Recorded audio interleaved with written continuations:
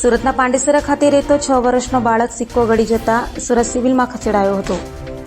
સુરતના પાંડેસરા ખાતે આવેલ કરશન નગરમાં રહેતા શ્રમજીવી પરિવારનો 6 વર્ષનો પુત્ર પવન કુમારે સિક્કો ગળી ગયો હતો, જેથી પરિવારજનો તેને તાત્કાલિક સારવાર માટે 108માં નવી સિવિલ હોસ્પિટલ ખાતે લઈ આવ્યા હતા, જ્યાં હાલ તબીબો દ્વારા બાળકની સારવાર કરાઈ રહી છે.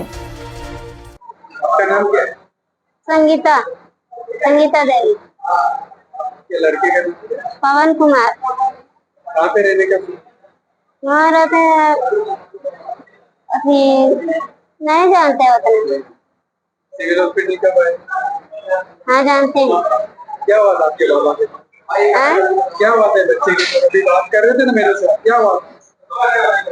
इसे सिक्का डाल लिया ने। क्या पे? आया इसकी उम्र कितने साल की है? 6 साल। कैसे डाल दिया? क्या करता था? मोबाइल देख रहा था, फिर इसमें पैसा मुंह में रखने था, वो जैसे जैसे अपना अंदर चला गया। ये आप सिविल हॉस्पिटल ले गए? हाँ, डॉक्टर ढूंढ ले गया, बोला सिविल ले जाओ, हमसे नहीं होगा। आपका नाम क्या है?